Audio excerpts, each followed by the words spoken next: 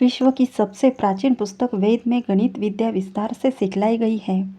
वेदों में आता है कि मनुष्य को चाहिए कि एक संख्या को 10 बार गुणने से 10, 10 को 10 बार गुणने से 100, उसको 10 बार गुणने से 1000, उसको 10 बार गुणने से 10,000, उसको 10 बार गुणने से लाख, उसको 10 बार गुणने से 10 लाख, इसको 10 बार गुणने से करोड़, इसको 10 बार गुणने से 10 करोड़, इसको 10 बार गुणने से अरब, इसको 10 बार गुणने से 10 अरब, इसको 10 बार गुणने से खरब, इसको 10 बार गुणने से 10 खरब, इसको 10 बार गुणने से नील, इसको 10 बार गुणने से 10 नील, इसको 10 बार गुणने से पद्म, इसको 10 बार गुणने से 10 पद्म, इसको 10 बार गुणने से 1 षडक, इसको 10 बार गुणने से 10 षडक। इन संख्याओं की संज्ञा पड़ती है। ये इतनी संख्या तो कही है, परंतु अनेक चकारों के होने से और भी गणित, बीजगणित और रेखागणित आदि की संख्याओं को भी यथावत समझे। जैसे भूलोक में ये संख्या है, वैसे अन्य लोकों में भी ये, जैसा यहाँ इन संख्याओं से गणना की और कारीगरों से चुनी हुई ईंटें घर के आकार हो, शीत उष्ण वर्षा और वायु आदि से मनुष्यादि की रक्षा कर आनंदित करती है, वैसे ही अग्नि में छोड़ी हुई आहुतियाँ जल, वायु और औषधियों के साथ मिल के सबको आनंदित करती है। वेदों से ही लेकर सूर्य सिद्धांत आदि में भी इन्हीं संख्याओं का वर्णन किया गया है।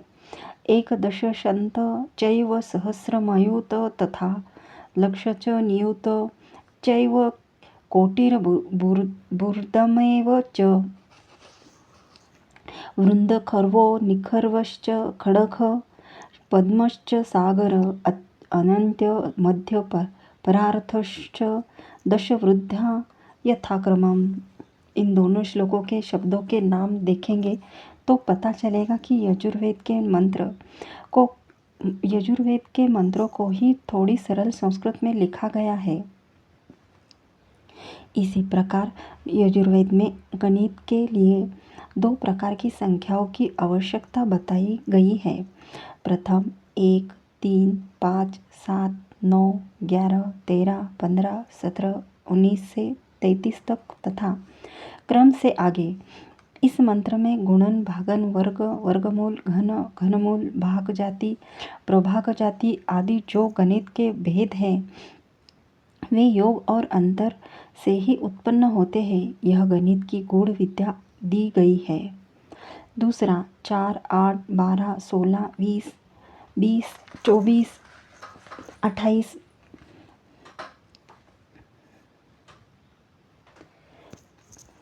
42, 46, 40 तथा क्रम से इस मंत्र में सम संख्याओं के द्वारा गणित की अनेकों विद्याओं को सिखाया गया है। इन्हीं मंत्रों से अनिश्चित तथा असंख्यात का मान निकलने के लिए बीजगणित की विद्या संकेतों अ प्लस क, अ माइनस क, अ डिवाइडेड क से निकलती है। इसी प्रकार वेदों से रेखा गणित संबंधित मंत्र 3 अध्याय में आप पढ़ चुके हैं। महर्षि दयानंद तो इन दोनों मंत्रों से सब गणित की विद्याएं सीखने की बात कहते थे। उनकी बात उस समय सत्य सिद्ध हुई जब वैदिक मंत्रों से वैदिक गणित निकला, जो अत्यंत सरलता से गणित की गूढ़ जानकारियाँ सिखाता है। आज अनेकों शिक्षण संस्थानों ने वैदिक गणित को अपना लिया है, क्योंकि यह समय को बचाता है। वास्तव में जो वैदिक गणित आज संसार के लिए आश्चर्य का केंद्र है, वह तो हमारे प्राचीन आचार्यों की गणित विद्या का एक छोटा सा नमूना मात्र है। हजारों ग्रंथों के लुप्त होने के उपरांत भी सूर्य सिद्धांत, लीलावती, आर्यभट्टीय सिद्धांत, शिरोमणि जैसे ग्रंथों से प्राचीन गणित, ज्योतिष तथा सृष्टि विज्ञान की सर्वश्रेष्ठ परंपरा को जाना जा सकता है। सारा संसार मानता है कि वेद ही संसार की सबसे प्राचीन पुस्तक है और वेदों में गणित का अत्यंत गूढ़ ज्ञान दिया गया है तथा बहुत बड़ी बड़ी संख्याओं का मान भी दिया गया है। इतना होने पर भी किस बुद्धि के दुश्मन ने यह प्रचारित किया है कि भारत ने केवल शून्य का ज्ञान दिया है, वो भी केवल कुछ सैकड़ों वर्ष पूर्व ही। इतना बड़ा झूठ लोगों से बोला गया क्यों? इसका कारण सीधा है कि यदि संसार को यह बता दिया जाता कि प्रत्येक विद्या संसार के प्राचीन संस्कृत ग्रंथों में पहले से ही थी तथा भारतीय विद्वान जानते भी थे, तो वर्तमान वैज्ञानिकों पर प्रश्न खड़ा होता कि इन्होंने कौन सी खोजें की है।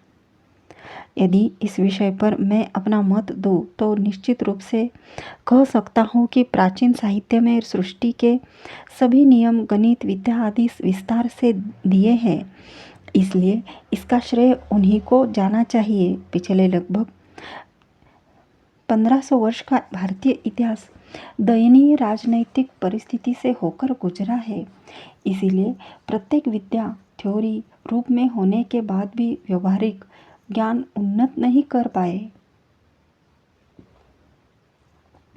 इसके लिए धन, साधन, राजा, व्यवस्था तथा समाज की अनुकूलता आदि उपलब्ध ही नहीं हो सके। परिणाम स्वरूप यूरोप में धीरे धीरे इस थ्योरी से प्रैक्टिकल परीक्षण होने लगे और भिन्न भिन्न पदार्थ बनने लगे। इस कार्य में उन सभी यूरोप आदि पाश्चात्य देशों के वैज्ञानिकों को श्रेय दिया जाना चाहिए। मैं पहले ही कह चुका हूँ कि विज्ञान और वैज्ञानिक समस्त संसार के उपकार लाभ के लिए होते हैं। प्राचीन शास्त्रों के गणित ज्ञान पर प्रोफेसर मैकडॉनेल लिखते हैं कि भारतीयों ने ही दुनिया भर में उपयोग किए जाने वाले संख्यात्मक आंकड़ों का आविष्कार किया है। गणित विद्या के प्राप्त होते ही ब्रह्मांड के अनेक गूढ़ रहस्यों को हल किया जा सकता है। प्राचीन शास्त्रों में उच्च गणित विद्या थी, इसी कारण ग्रह, उपग्रह, सूर्य, चंद्र, पृथ्वी आदि से संबंधित सृष्टि के नियमों का भी उच्च ज्ञान उपलब्ध था। ज्योतिष विद्या, ग्रह, नक्षत्रों का ज्ञान ने भारत में बहुत उन्नति की है। भारत में प्राचीन ज्योतिष पर अनेकों ग्रंथ उपलब्ध है। आर्यभट्ट ने तो वैदिक ज्योतिष से विभिन्न ग्रहों की सूर्य से दूरी भी मापी है, जो वर्तमान आंकड़ों के माप से मिलता है।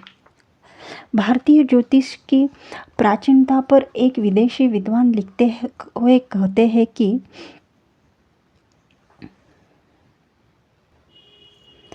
Astronomy of the Hindus has formed the subject of excuse admiration as pointed out by Mr. Weber.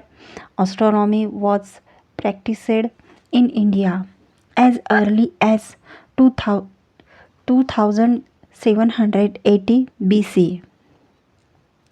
विचार कीजिए, जहाँ यूरोप में आज से 350 वर्ष पूर्व तक भी खगोल विज्ञान जैसे विषयों पर शोध करने के लिए वैज्ञानिकों को कैद कर दिया जाता था अथवा मार दिया जाता था, वही भारतवर्ष में आज से 4800 वर्ष पूर्व खगोल विज्ञान पर शोध हो रही थी। विभिन्न ग्रहों की गति, ग्रहण लगना, ग्रहों का घूमना, पृथ्वी की परिधि तथा व्यास, प्रकाश से संबंधित ज्ञान आदि प्रत्येक विषय वेदों तथा प्राचीन शास्त्रों में है। प्रसिद्ध पारसी विद्वान फरदून लिखते हैं कि वेद ज्ञान की पुस्तक है जिसमें प्रकृति, धर्म, प्रार्थना, सदाचार इत्यादि विषय सम्मिलित है। वेद का अर्थ है ज्ञान और वेदों में सभी प्रकार का ज्ञान विज्ञान उपस्थित है। दुर्भाग्य से आज भारत के अनपढ़ लोगों को कुछ गुरु घंटाल ज्योतिष के नाम पर डराकर ठगते रहते हैं। ज्योतिष को हाथ देखकर, कुंडली देखकर, चेहरा देखकर भविष्य बताने वाली विद्या कह दिया जाता है। कहा तो ज्योतिष से ब्रह्मांड के रहस्य जाने जाते थे, और कहा अब ज्योतिष के नाम पर अच्छे बुरे ग्रहों का नाम लेकर लोगों को मूर्ख बनाया जा रहा है। इस विषय में मेरे कई घंटों के व्याख्यान उपलब्ध है।